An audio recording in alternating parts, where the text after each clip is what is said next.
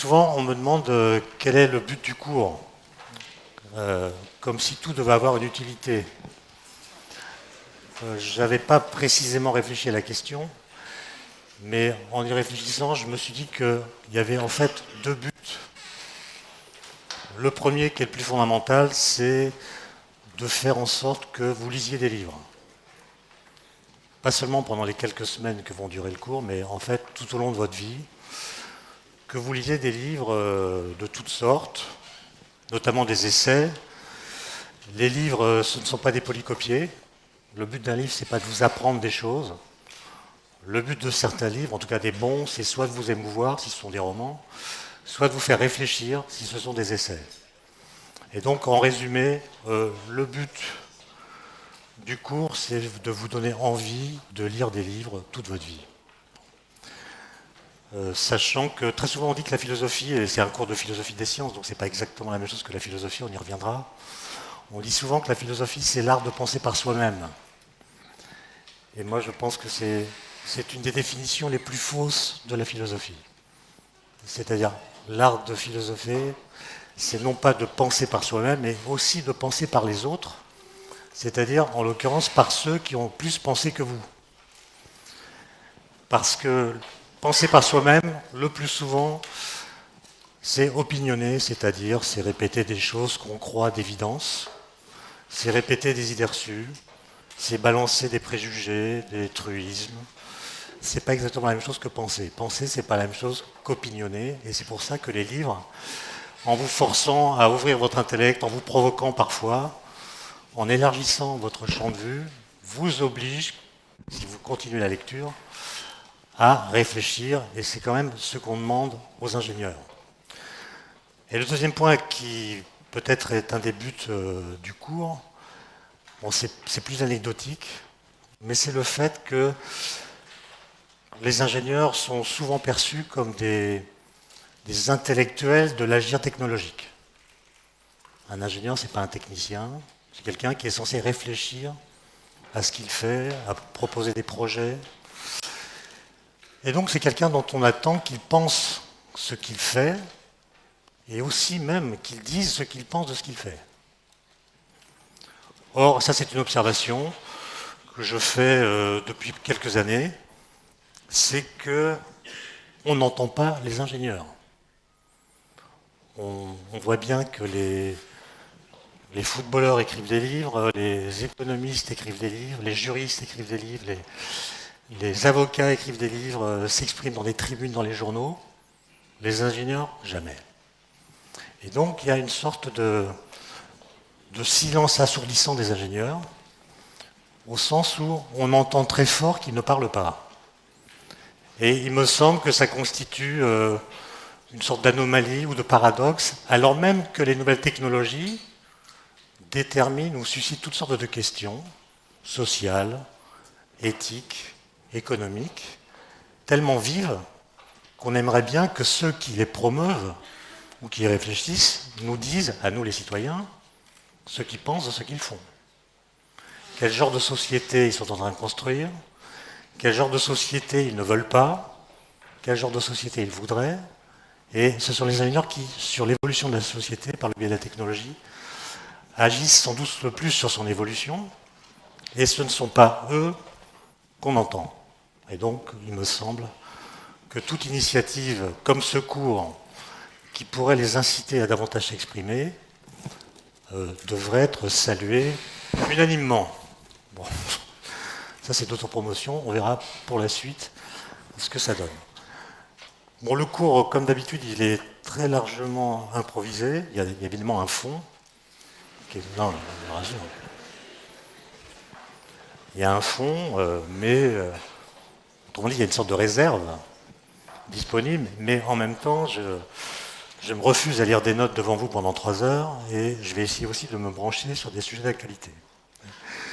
Alors, en guise d'introduction, je commencerai par dire que dans ce cours, il va être beaucoup question de physique. Ça vient du fait que je suis physicien. Bon. Et donc je préfère parler de choses que je connais. Mais on peut aussi trouver 2 autres raisons que je vais essayer de détailler rapidement.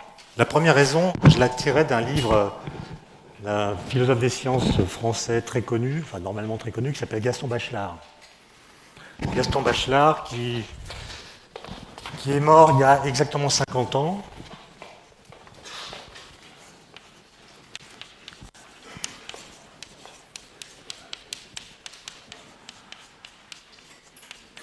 Et à l'heure où je vous parle, il y a un colloque à l'École normale supérieure pour célébrer les 50 ans de la mort de Bachelard.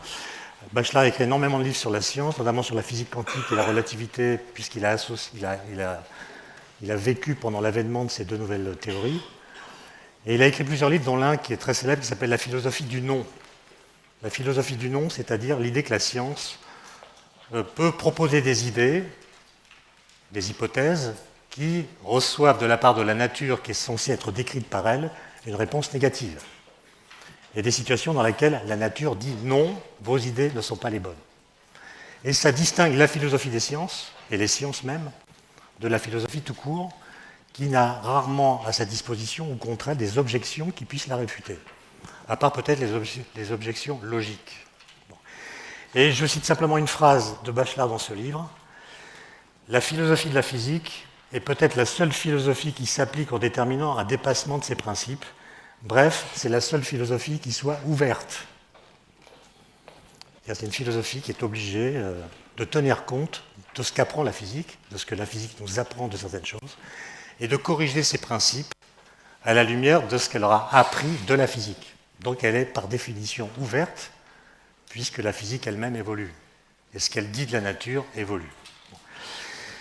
Ça veut dire quoi? Ça veut dire que l'esprit et la raison ne sont pas des entités autonomes qui pourraient se développer simplement à partir d'elles-mêmes. La raison ne se développe pas simplement à partir d'elle-même. Elle a une altérité, elle a un en dehors qui s'appelle la réalité.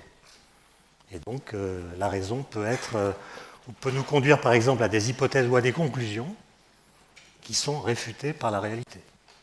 C'est ce qui la distingue des idéologies, par exemple.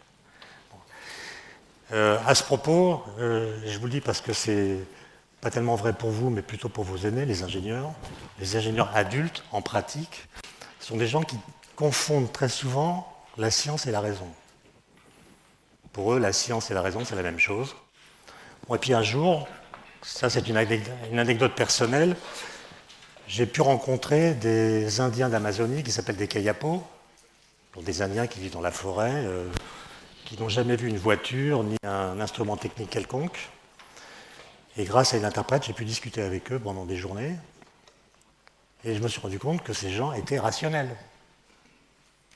Exactement rationnels comme nous, c'est-à-dire ils invoquent le principe de causalité, ils font jouer le lien de cause à effet entre différents types de phénomènes. Quand ils chassent trop, ils comprennent qu'il faut qu'ils chassent moins si le gibier pour que le gibier puisse se reproduire, etc.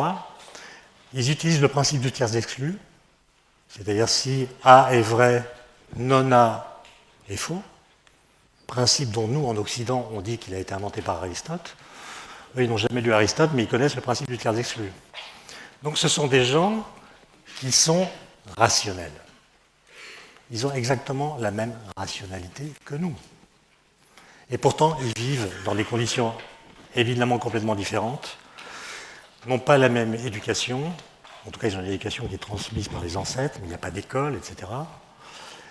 Ils ne manipulent pas d'objets techniques compliqués, et du coup ça pose la question de savoir qu'est-ce qui nous distingue de ces gens. Et la réponse, c'est la science. La science moderne, comme on l'appelle, c'est-à-dire la science qui a été formulée pour ce qui est de ses principes et de sa finalité par Galilée. Donc une science qui a 4 siècles, qui est la science que vous apprenez en classe prépa et ici à Centrale. Bon, on aura l'occasion de reparler évidemment de cette science-là, mais un des effets des principes galiléens consistant à dire que les lois de la nature sont mathématiques, c'est-à-dire qu'on peut expliquer les lois de la nature par des équations, qui est évidemment une idée qui pour vous est triviale, puisque depuis que vous faites de la physique, on vous vend cette idée. En cours de physique, vous écrivez des équations. Mais évidemment, ce n'est pas une idée qui est apparue spontanément dans le cerveau d'un homme. Quand vous regardez l'environnement autour de vous, il n'y a rien qui vous indique que des équations mathématiques peuvent décrire les phénomènes physiques. Et d'ailleurs, le premier qui a eu cette idée, c'est Galilée, il l'a eu 2000 ans après Aristote. Donc cette idée complètement folle, parce que rien ne vient la confirmer en apparence, qu'on peut exprimer les lois physiques par des équations mathématiques, c'est ça qui nous distingue des Indiens. Pourquoi ça nous distingue des Indiens? C'est parce que pour eux, l'homme et la nature ne sont pas séparés. Alors que les lois de Galilée, ou les hypothèses de Galilée sur lesquelles je reviendrai longuement, sont des principes qui viennent dans toute l'histoire du judéo-christianisme, par lesquels l'homme au sens de l'être humain, est pensé comme un être d'antinature. Alors un être d'antinature, ce n'est pas un être qui est contre la nature, mais c'est un être qui estime que son statut dans la nature est transcendant. C'est-à-dire qu'il n'a pas le même statut que les animaux, il n'a pas le même statut que les végétaux, il a un statut à part. Et donc l'être humain est quelqu'un qui, d'une certaine façon, échappe aux lois de la nature, mais s'il les connaît, il pourra se rendre comme maître et possesseur de la nature, comme l'a dit Descartes. Et donc, Galilée instaure ce que les historiens appellent une coupure, on l'appelle d'ailleurs la coupure galiléenne. C'est l'idée qu'à partir de Galilée, mais ça a été porté par toute une histoire des idées sur laquelle on viendra et qui se continue depuis, selon laquelle l'homme est un être séparé de la nature. Alors que pour les Indiens, et quand je dis les Indiens, ça vaut aussi pour les Chinois et tous les autres, il n'y a pas de séparation entre... Non, mais attendez, il n'y a aucune... Commencez pas à me faire un truc. On est bien d'accord. Il n'y a pas de séparation entre l'homme et la nature, c'est-à-dire, je vais préciser ce que je veux dire pour qu'il n'y ait pas d'ambiguïté. Pour les Indiens Kayapo que j'ai rencontrés, l'humanité ne s'arrête pas à l'homme. C'est-à-dire font partie de l'humanité l'air qu'ils respirent, le gibier qu'ils chassent, les plantes dont ils se nourrissent, et la planète Mars qu'on voit à l'œil nu. Donc l'humanité, c'est tout ce avec quoi ce que nous appelons l'homme est en interaction. Alors que pour nous, Mars, ce n'est pas l'humanité, etc. En revanche, pour nous qui avons conçu une idée universelle de l'humanité, nous considérons que tous les humains font partie de la même humanité. Pour les Indiens Kayapo, la tribu d'à côté, c'est des barbares. D'accord ? Donc il n'y a pas de séparation chez eux entre l'homme et la nature, mais il y a un clivage au sein de l'humanité entre ceux qui appartiennent à telle tribu et ceux qui appartiennent à une autre tribu. Donc c'est juste pour vous dire, et on aura l'occasion d'y revenir, qu'il est prématuré et abusif de brutalement confondre la science et la nature. Si vous lisez par exemple les ouvrages de théologie du Moyen-Âge, ce sont des ouvrages dans lesquels les auteurs qui les écrivent passent leur temps à argumenter rationnellement. À mettre en comparaison avec parfois des discours de scientifiques qui sont complètement irrationnels, mais comme ils sont prononcés par des gens scientifiques, on pense que leur argumentation est elle aussi rationnelle. Donc je vous invite juste à voir, à ne pas confondre systématiquement la science et la raison. Et d'ailleurs, si un jour vous faites une thèse de philosophie, si je pense arrivera à peu d'entre vous, vous verrez que quand vous faites une thèse de philosophie, on vous demande beaucoup plus d'argumenter que lorsque vous faites une thèse de physique, où vous rapportez des courbes, vous faites des calculs que tout le monde peut faire à votre place, et où l'argumentation tient une place très faible. En philosophie, on apprend à argumenter, et ça rejoint d'ailleurs les deux raisons que j'ai invoquées tout à l'heure de façon un peu artificielle pour justifier l'existence de ce cours dans une école d'ingénieurs. Alors, une autre raison pour laquelle on va beaucoup s'appuyer sur la physique, il y en a trois en fait. Il y a deux autres raisons. La deuxième, c'est que, en fait, quand on fait les classes préparatoires comme vous, ou même quand on fait les études de physique à Centrale, on étudie assez peu la physique du XXe siècle. En prépa, c'est l'électromagnétisme, 19e, la thermo, 19e, la mécanique, 17e, 19e, l'optique, 19e, bon, c'est de la vieille physique. Excusez-moi, la vieille physique. C'est ce qu'on appelle de la physique pour ingénieurs. Or, il y a eu des révolutions. La relativité, il y en a deux, la restreinte, la générale, la physique quantique, la théorie des champs, la physique des particules, la cosmologie, dont on ne vous parle pas.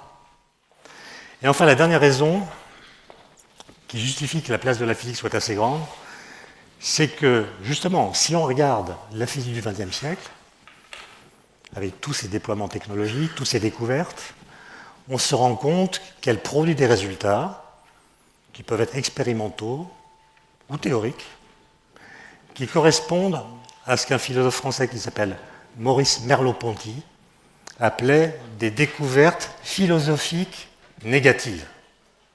Qu'est-ce que ça veut dire?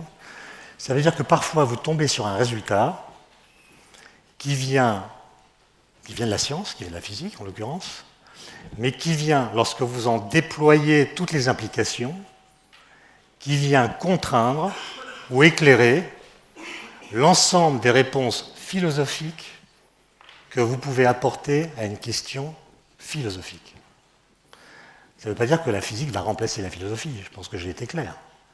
Mais simplement, si vous prenez une question comme la question du temps, à propos de laquelle les philosophes ont pondu un très grand nombre de systèmes, Aristote, Platon, Kant, Husserl, Heidegger et tas d'autres, ces gens ont produit des systèmes philosophiques sur le temps. Très intéressant, il ne s'agit pas du tout de les relativiser, au contraire. Il s'agit simplement d'en prendre un au hasard, par exemple le système kantien, qui fait de l'espace et du temps des a priori de la sensibilité, comme dit Kant, c'est-à-dire des choses qui sont en nous et que nous projetons sur le monde. La question est de savoir si ce système philosophique est compatible ou entre simplement en contact avec la théorie d'Einstein de l'espace et du temps. Est-ce que Kant est compatible avec Einstein ou pas? Est-ce que c'est deux systèmes qui ne parlent pas de la même chose, auquel cas on laisse la philosophie dans son coin et la physique dans son coin, ou est-ce qu'il y a des points de contact, auquel cas on pourra mettre à l'épreuve de la physique certaines propositions qui viennent de la philosophie. Et c'est cela que Merleau-Ponty appelle des découvertes philosophiques négatives. J'ai parlé du temps, je pense que vous avez peut-être eu des cours de physique quantique, non? Ah bah quand même. Combien? 10? 12? 15? Bon, 15 heures, enfin, ça fait quoi? 20 heures pour la révolution du siècle? 60 heures? Alors, je retire tout ce que j'ai dit. Y compris les problèmes d'interprétation? La non-séparabilité? Les inégalités de Bell? Le débat Bohr-Einstein? Bon, en fait, si vous avez fait 60 heures, ça devrait aller. Vous avez compris que la mécanique quantique remet en cause les attributs qu'on peut affecter à ce qu'on appelle des objets réels. Il y a des choses, on pensait qu'elles existaient indépendamment de la mesure qu'on peut en faire, qu'elles avaient donc une objectivité indépendante de la connaissance qu'on a de ces choses, et la physique quantique, elle vient interroger le fait que certaines grandeurs que nous pouvons mesurer ont une réalité en dehors de la mesure qui est indéterminée. Et donc pour un philosophe qui, par exemple, s'intéresse à la question du réel, se pose la question de savoir si son système est compatible avec les découvertes philosophiques négatives qui nous viennent de la physique quantique.